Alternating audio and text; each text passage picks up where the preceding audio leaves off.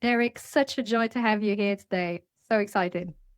Very nice to be here, Katie. Thanks so much for having me. I appreciate it. We first met at Nomad Fest when you were the host. You actually beautifully introduced me on stage, and I'm doing no introduction whatsoever because I recorded beforehand. So you don't have the privilege of a beautiful, glorious introduction on the fly.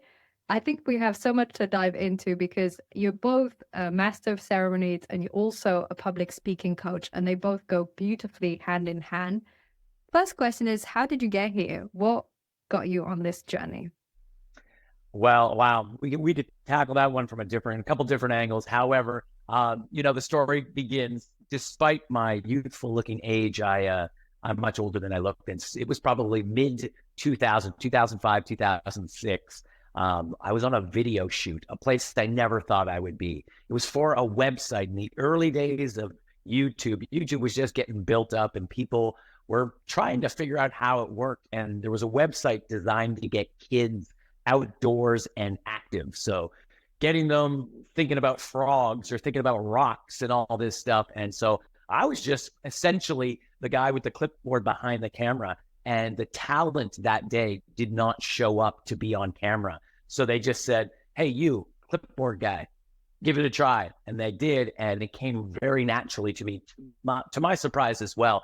And so from that point forward, I was often always pulled in to leverage my voice on camera, on stages, doing all sorts of media related things. So I realized, okay, should go get an education here in public relations, which is what I did. And then I found myself doing media interviews and, like I said, all those other things. So that's how I got my start, was almost by chance. Somebody saw something in me and just said, hey, you keep doing this. And, without sounding too corny about it, Katie, it's like, I love what I do because it's like what I do best. So I don't ever have to struggle to get up out of bed. I just always know that, I'm capable of doing this. And a few years later, maybe about 6 years ago, I began to say, okay, let's give back to people. And that's when I started coaching people more and more on how they can improve their speaking, how they can figure out what their message is, and then also build up a little bit more confidence when they're speaking, whether it's on stage or virtually like this.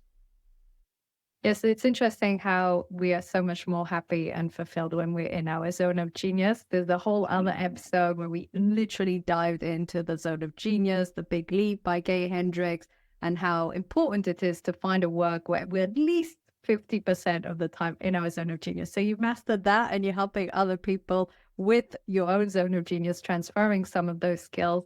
And you spoke about a bit off air when we were talking about this idea of persona. How can someone that's starting off or maybe in the middle of their speaking journey create their own persona? Excellent. It's one of my favorite topics to discuss. A lot of my clients, when they come in, they feel as though they need to show up on a stage and be something like they've seen other people doing. Like they see other people, they're like, I want to be like that, or I want to do this. That's totally fine. Some people don't know how to be at all. And so what I like to do is I like to encourage people to recognize, like, hey, you can develop a speaker persona. The thing that you are when you step on stage, you don't need to be the father of two or the former Olympian or whatever. I mean, those would be pretty good, but whatever it is you are aligned with what you're going to be speaking about today, that's what persona you need to step up with. So I like to look into or help people with their 3D persona, their three-dimensional persona. So, I can use myself as an example, and I'm sure, Katie, you have your version of a 3D persona as well, if you've ever thought about it before. But like, as you know, I'm an event host, I'm a public speaking coach, and I'm a gardener. So in some regard, I can obviously speak about event hosting. I can speak about public speaking coaching. But when it comes to analogies and things that might really help drive my point home, I might use gardening analogies to sort of say, hey, you plant some seeds and it grows and whatever. And so then people can go like, I can kind of understand where he's coming from. Truth is, I don't have a lot of gardening analogies because I'm not a gardener, but that was just an example. So what we do is we kind of shape people's 3D personas so that way they know how to step up and present themselves in a way where they can have more fun with figuring out what their voice is. Because I think that's the other thing. They step up and they're like, okay, my boss is here. All the important stakeholders are in the room with me right now. It's like, whoa. Who are you? Like, who do you want to be when you step up? And then just play that. I don't want to say character, because I mean, that is sort of what a persona is, but it's like, that's who you are. And it really tends to give my clients, and I mean, I've been seeing this now time and time again, it gives them a whole boost of confidence because they know who they are and who they are not when they're stepping up on stage. What type of character are you when you step up on stage? Ooh, I like that. What type of character am I? I believe that for me, and I know you've seen me on stage before, and I don't know if you've caught this or not, but one of the things that I like to do is I ensure that I don't make it about me. Now, of course, more often than not, I'm the host. So people kind of are looking up at me. So I pretty well make it quick. I say, hi, this is who I am. And then I just start making it about the audience. So the person that I am there is I like to express to people that I am here for some very basic reasons. One, to keep time and to keep the flow of energy moving. That's how they get the trust in me, because they can see that that's exactly what I'm doing. And I'm not making it about like, hey guys, so when I was growing up, it was all, it's like, oh gosh, dude, I did not come to see you talk. I came to see the speakers, or I came to see the whatever it is. So I'm acutely aware that no one is in attendance to witness me speak. They just want someone they can trust who can keep this whole thing moving along and get us to lunch soon because I'm getting hungry, that kind of idea. Yes, and you did that beautifully. I remember during the event, you had so much energy, and the way you would introduce Michelle, who is the organizer of Nomad Fest, every time, like, Michelle Marie with so much energy. I thought, wow, it's so amazing to be introduced on stage that time every time she spoke, and with the same level of energy, the same level of enthusiasm. So you definitely don't make it focused on you. Okay, so coming back to this idea of persona, let's say someone listening here, or maybe several people listening, who think, okay, I'd love the idea of creating my persona. What could be like 2, 3 steps that they can think about to start crafting their own persona? No, excellent question. This is going to sound super basic, but it does just take a moment for people to just consider, what is your name? And I know we all go, well, I know my name. Of course I do. Really? When was the last time you said it in a way that was clear? So I often will encourage people to draft a short introduction, 5 seconds, maximum 10 seconds. I'll give you an example of mine. Okay. Hi, I'm Derek Smith. I'm an event host, master of ceremonies, and public speaking coach. Additionally, what I can add to that introduction is maybe my mission. I'm on a mission to support over 1,000 entrepreneurs in 2024 to improve their speaking. Cool. That was about 10 seconds or whatever. And of course, that's become habitual for me to say such a thing like that. And so when it comes to your persona, it's knowing what your name is, what your mission is. So that way, whether or not you decide to leverage them or use them when you speak, you have them sort of running in the background. So that way, again, who you are on stage, because people will see that like that's what you're presenting to them. So that's number one, is knowing what your name is. Knowing what your mission is number two. And then from that point forward, being able to just see what it is you're looking to bring to the table for these people. So some people, they don't think about why they're stepping up on stage. Are you there to inspire people? Are you there to inform people? Are you there to challenge people? So knowing what kind of persona you have and why you want to be there to do that are these little thoughts that you may have before you step up. And let me be very, very clear when it comes to this persona talk is I encourage my clients to take 5 minutes, 10 minutes max. Just sit down and think about it. The name, what's my mission? And then, of course, what I'm looking to achieve today and what kind of person am I when I'm out there.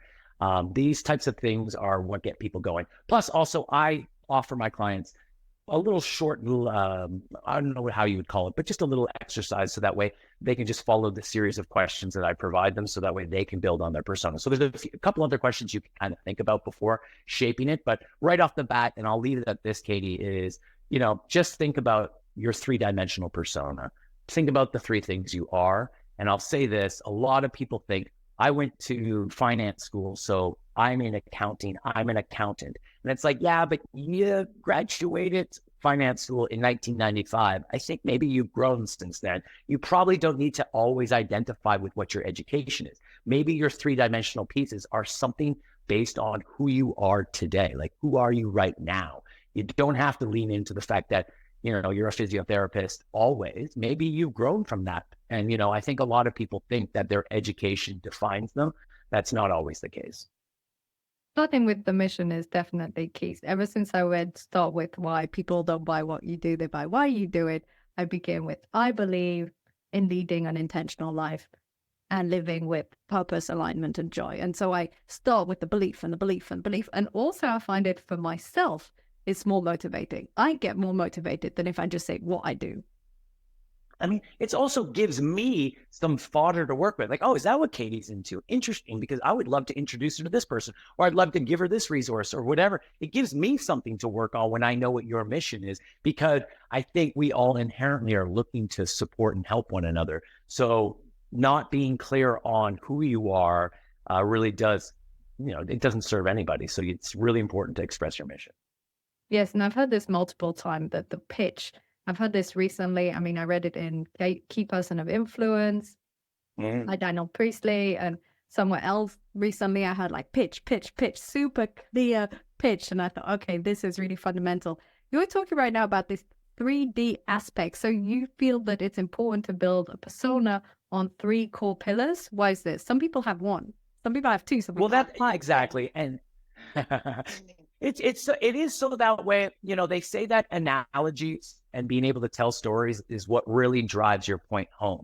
But, sometimes some of the topics and some of these positions and roles that we have aren't that story worthy or analogy worthy. So that's why this 3-pillar approach allows you to kind of look at it from different things, because you're going to introduce yourself by leveraging these 3 pieces. And so that way, when you bring back up the fact that, you plant the seed, you pour the water on it, they're like, why is he talking about? Oh, right, because he's a gardener. He mentioned that earlier. I get it. So it really just gets people to go and connect with you a little bit more. And there might be people in that audience that are like, I'm a gardener too. I can relate to this. I can't relate to the other things he does, but I can relate to that thing. So 3 is a great way to hit them, because you'll ideally find a few more, a little bit more commonality with people by at least hitting them with 3 possible ways to do it. Now, you just mentioned, Katie, that most people say they have 1 pillar. Well, I think that might be a little one-dimensional for people to talk about. It might not be as engaging as they would like it to be. For sure. What is some of the core struggles that you see with your clients when they start to work on their public speaking, deliver maybe events or workshops? What are some of the core struggles that they go through, and how do you help them? Yeah, I think unequivocally, the largest struggle that they have is something that they don't know how to define, but we all can see it pretty clear. And it's a lack of authenticity. When they show up, and you can tell that they're trying to hit their points, they're reading a script. They might even be just even looking off screen, trying to read their script, and you're just like, hey man, look at me. Like, I'm here. So look me in the eye, look me in the lens, if I may, and be yourself. And the best part about being yourself is that as humans, we all make mistakes. So I think a lot of people, when they make a mistake, they feel the need to go, I'm sorry. What I meant to say was like, whoa, relax, be yourself, feel comfortable making mistakes. So when my clients come to me, being inauthentic seems to be a commonality amongst a lot of them, where they show up and they aren't really that engaging on camera.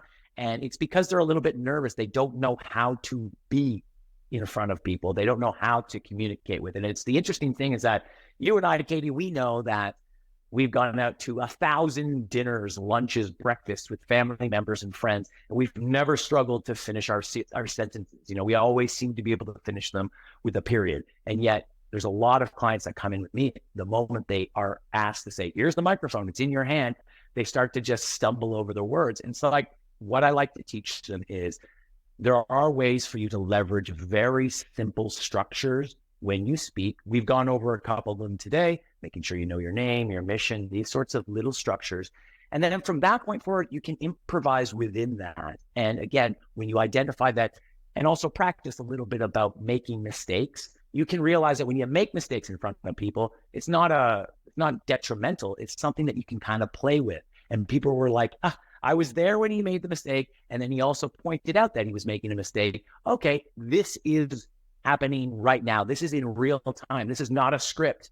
And people can see that it's not a script because you're playing with what's happening, again, in real time. So for me, making sure that my clients are authentic when they speak comes with, one, giving them a few simple structures to work with, letting them understand what their persona is. And from that point forward, just play with it and just make sure you maintain some eye contact.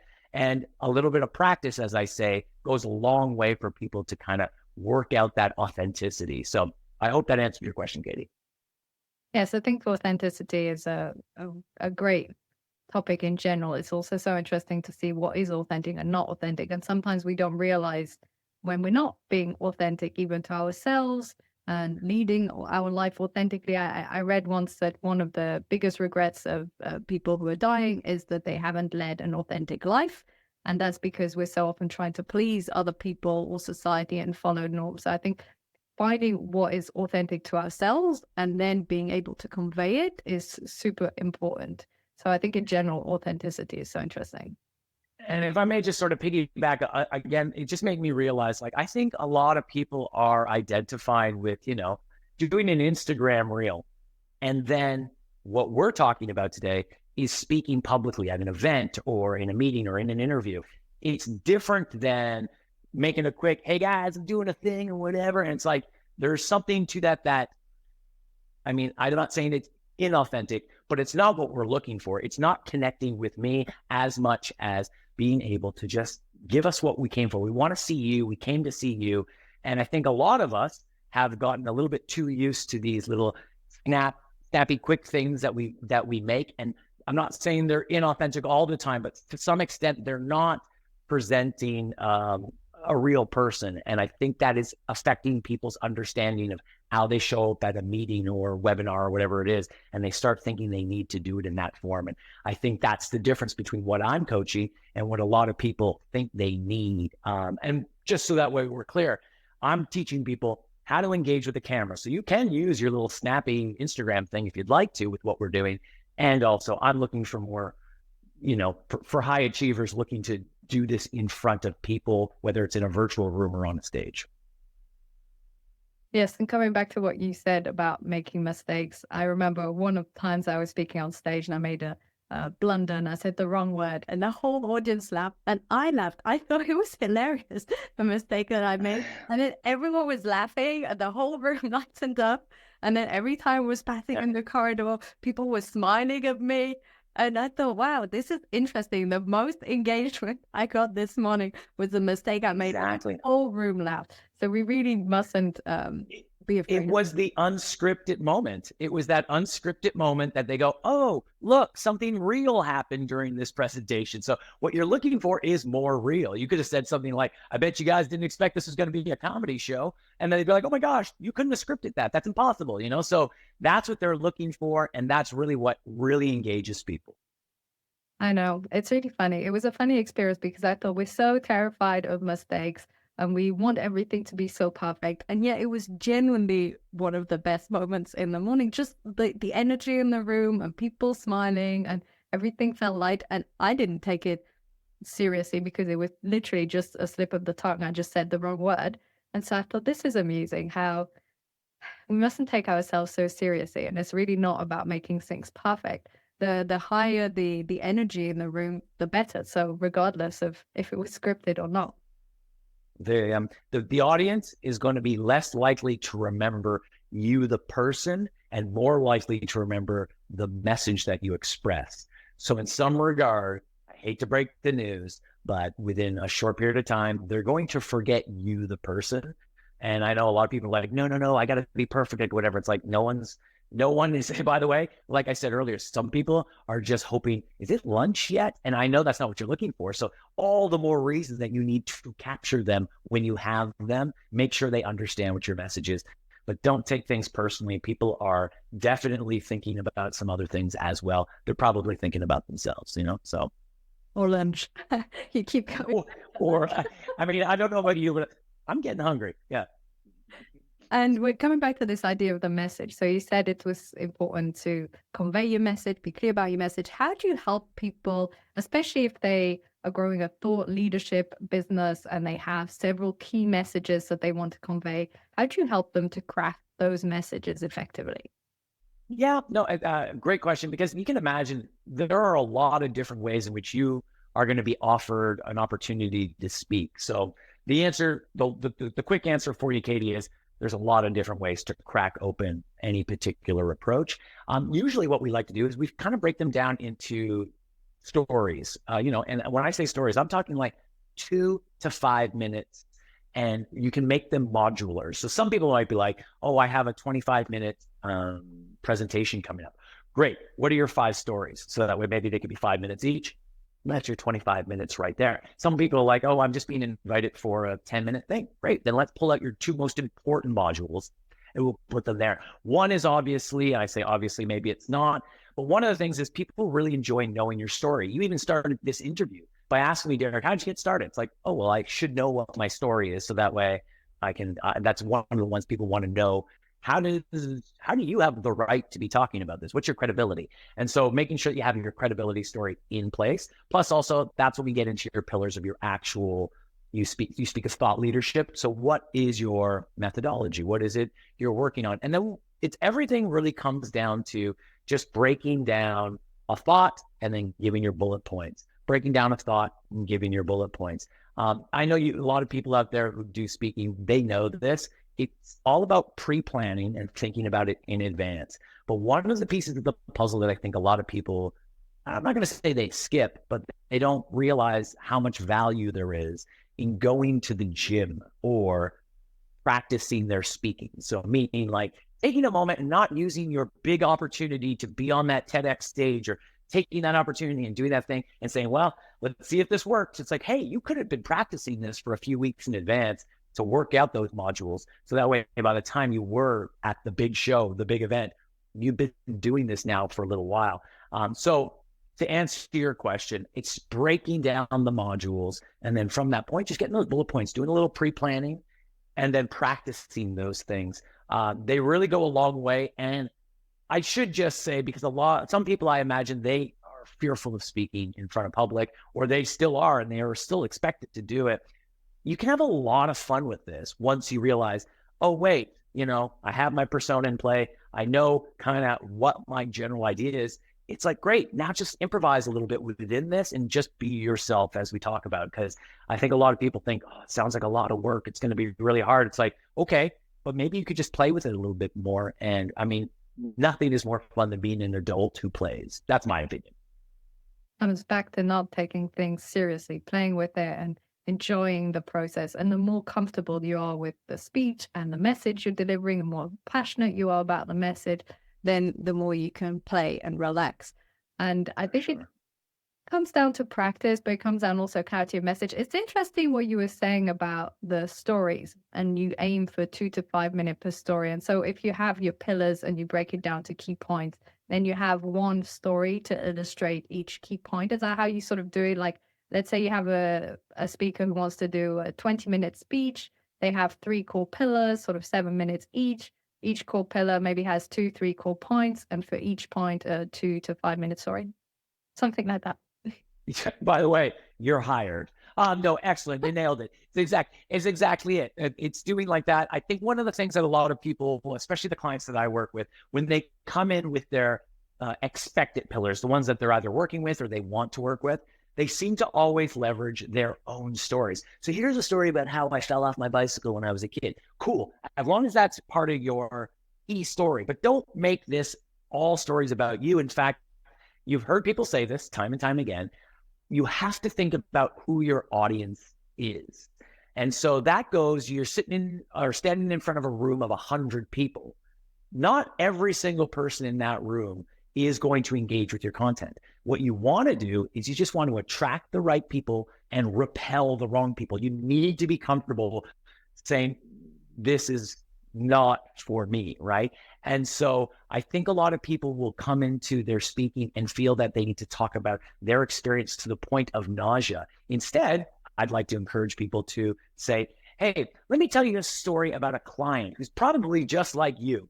What they did is Now suddenly you're bringing the audience in and going, they're just like me. interesting. So rather than leaning on, this is me, this is my project, this is what I'm working on, it's like, dude, there's a lot of you in this story. And there's a lot of you in this whole talk.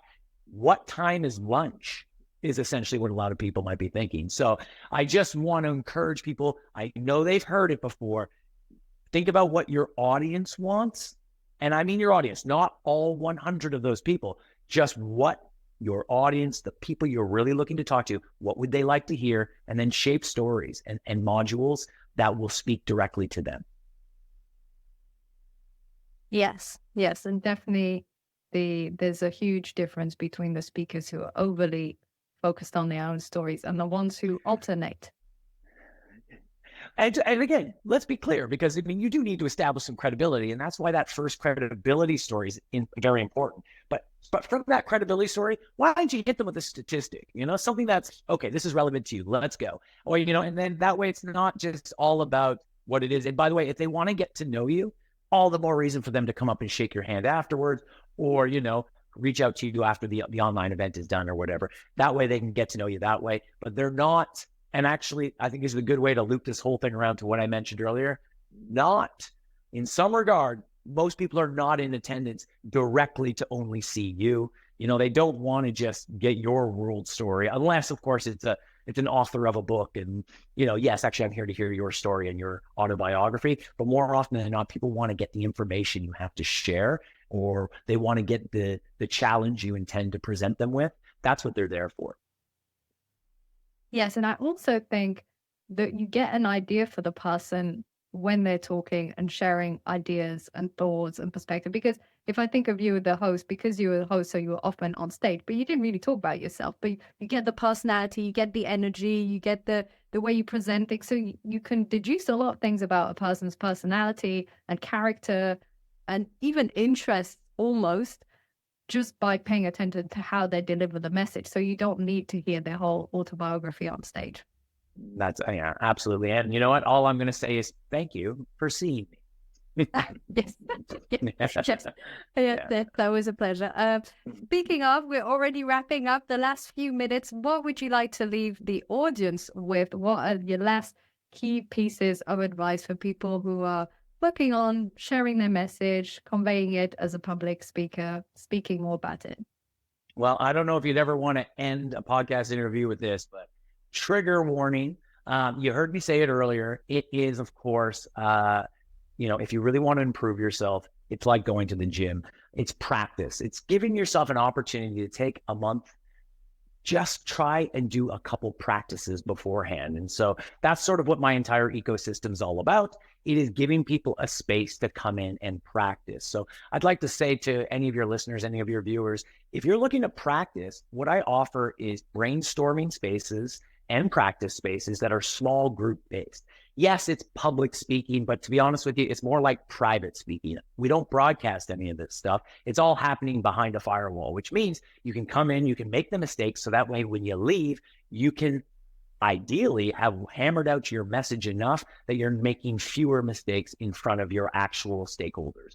So what I offer is within a pretty reasonable subscription rate. It's under $200. People come in, they brainstorm, they practice. And I would encourage anybody, if you're hearing this right now and you're interested in it, just book a call with me. I'm very confident Katie's going to offer some links, and no doubt on those links, you can just book a 15-minute call with me. I can tell you a little bit more about how the practice and brainstorm sessions work, and you can just join our ecosystem. Just get yourself a little bit more pumped up. And I know going to the gym can scare people. This is a lot of fun, and it actually can kind of break some of that rust that you may have on you. So there you go. It's all about the practice for sure. And you'd be in fantastic hands with Derek. Derek, thank you so much for all the invaluable tips that you shared. Thank you so much for being on the show with me today. I appreciate you, Katie. Thank you so much.